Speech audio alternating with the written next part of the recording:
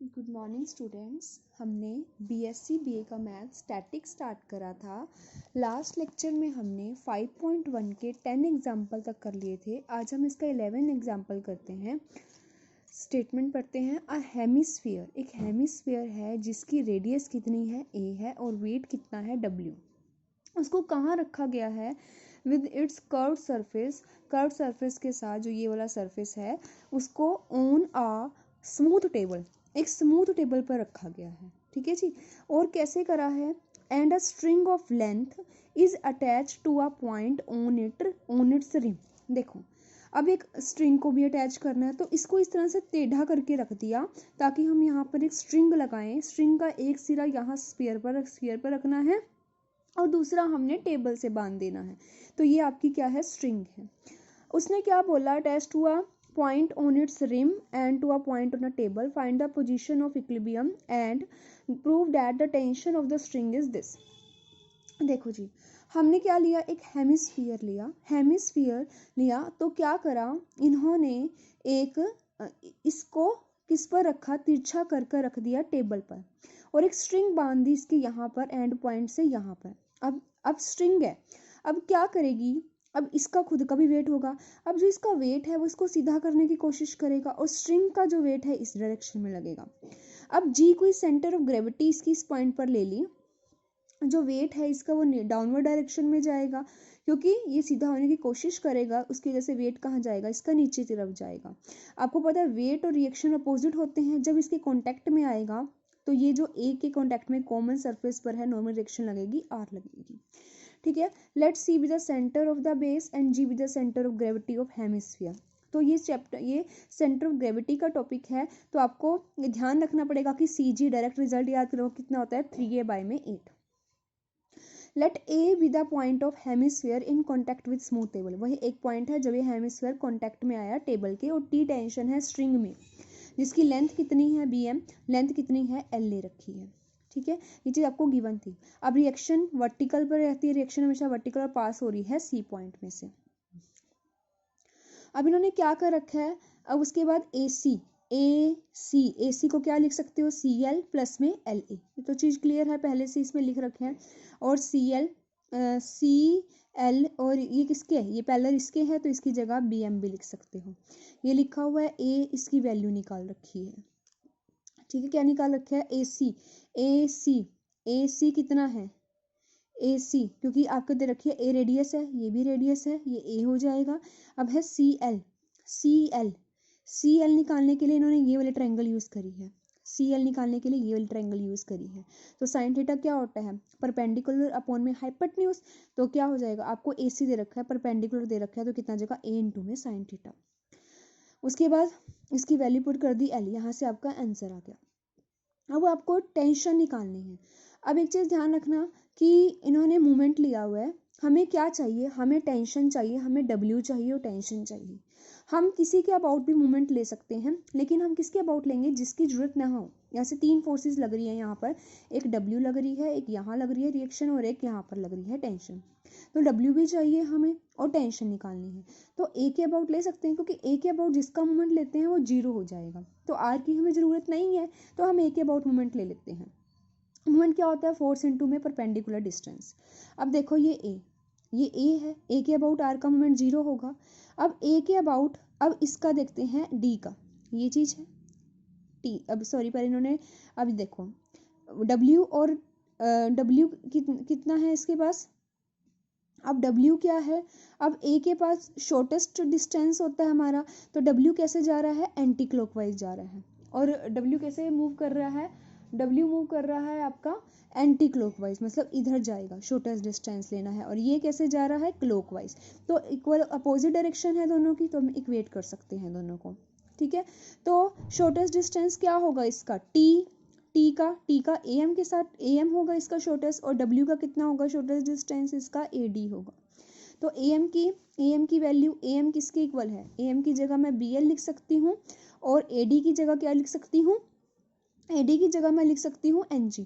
बस इसकी value put कर दोगे, यहाँ से सेम वही फिगर से ये फाइंड आउट करोगे, कोस थीटा जिसके इक्वल होता है, BL की वैल्यू फाइंड आउट करोगे और आपका आंसर आ जाएगा।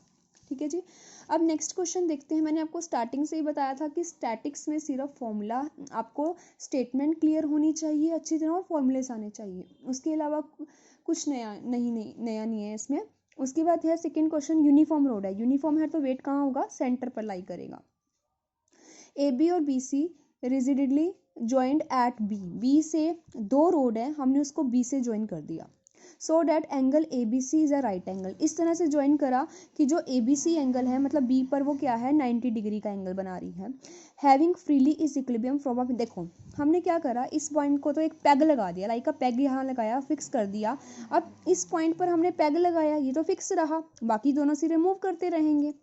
The length of the rod are A and B and their weight, हमें यूनिफॉर्म रोड दे रखी है, तो इन्होंने बोल रखा है दोनों रोड यूनिफॉर्म है और वेट इसका नहीं गिवन, इन्होंने दे रखा है कि ए डब्ल्यू और बी डब्ल्यू है। प्रूव करना है कि जो ए बी है, जो ए बी रोड है, ये रही ए बी रोड है जो थीटा एंगल बनाती है वर्टिकल के साथ, हमने वर्टिकल ले लिया। देखो अब क्या है, वर्टिकल के साथ बनाती है, जब ये रोड इसके कांटेक्ट में आएगी रिएक्शन होगी, ये इसकी आर रिएक्शन होगी, क्योंकि ए पर भी तो खूटी ये वेट नीचे खींचेगी, इसकी भी तो एक रिएक्शन होगी, ये भी तो अपोज करेगा, तो इसकी रिएक्शन हमने आर ले ली। जब उसके बाद क्या है, यहाँ पर वेट है, ये इसका वेट ले लिया, और सेम इसी तरह से दूसरी रिएक्शन पर, दूसरी रोड पर इसका वेट ले लिया। देखो अब यही कह रखा है, the rod being rigidly joint at B, then mutual reaction action at B neutralise, और जो म्यू बी है उसके न्यूट्रलाइज कर देगा जो फोर्सेस है। अब क्या है, then are force are left, क्या क्या फोर्सेस आपके पास हैं अभी, देखो ये ई है, अब देखो इसको ज्वाइन कर लिया, इसको हमने इस फोर्स को बैक में ज्वाइन करवा दिया, ये चीज। अब मैं तुम्हें एंगल बताती हूँ, ये थीटा है, पहले हम बताते हैं कि ये थीटा कैसे आया, क्योंकि इसी का यूज करना है हमने।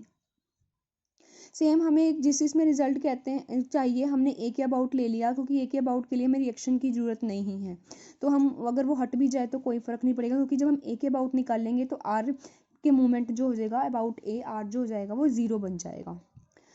तो अब देखो पहले हमने यहाँ पे कंस्ट्रक्शन कर दी खुद दी, ये नहीं कर रखी मैंने, यहाँ कर दी दिस, तो ये 90 है, ठीक है जी, ये 90 है, ये कितना है, थीटा है,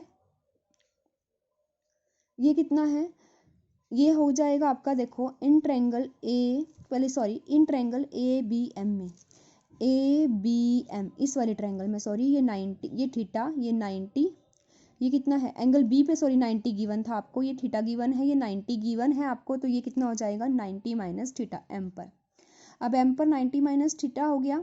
अब इस ट्रायंगल पर आते हैं, अब इस ट्रायंगल पर आते हैं, ये 90 माइनस थीटा, वर्टिकल अपोजिट से ये 90 माइनस थीटा, ये 90 एंगल है, और ये कितना है, ये थीटा हो जाएगा आपका, ठीक है जी। ध्यान से, ये ट्रायंगल सी, पहले हमने इसका यूज करा, ये थीटा, ये 90 माइनस थीटा, फिर ये 90 माइनस थीटा, ये भी 90 minus theta, vertical opposite angle, ये 90, और ये बचा हुआ कितना हो जाएगा 90 हो जाएगा।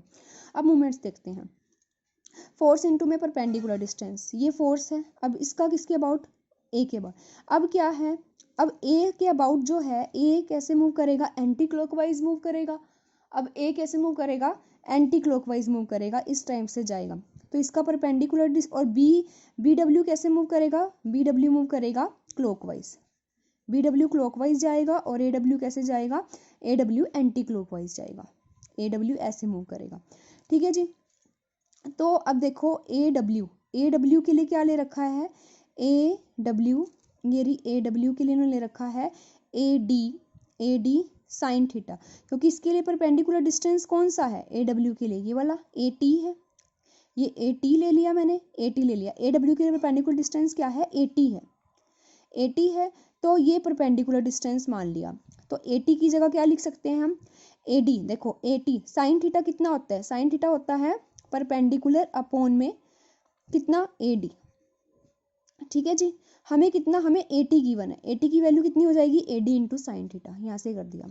सेम बी डब्ल्यू इंटू, तो यहाँ पर पहले कितना आएगा, इसको आप लिख लो, ध्यान रहेगा आपको, ए डब्ल्यू इंटू में कितना, ए टी परपेंडिकुलर डिस्टेंस, यहाँ इसको टी लेट करोगे, कंस्ट्रक्शन कर लेना, आपको फिर इजी से क्लियर हो जाएगा ये। उसके बाद सेम बी डब्ल्यू इंटू में N E, B W into में एन ई, इसको बढ़ा दिया, इसका परपेंडिकुलर डिस्टेंस ये होगा, इसका शॉर्टेस्ट डिस्टेंस होता है मूवमेंट में आपका, तो ये कितना हो जाएगा, कोस थीटा हो जाएगा, एम इंटू कोस थीटा फिर आप इसको सोल्व करोगे, यहाँ से आपका आंसर आ जाएगा। ठीक है जी, यहाँ से अब आपकी 5.1 कंप्लीट हो गई है। नेक्स्ट लेक्चर में हम इसकी 5.2 स्टार्ट करेंगे। Thank you.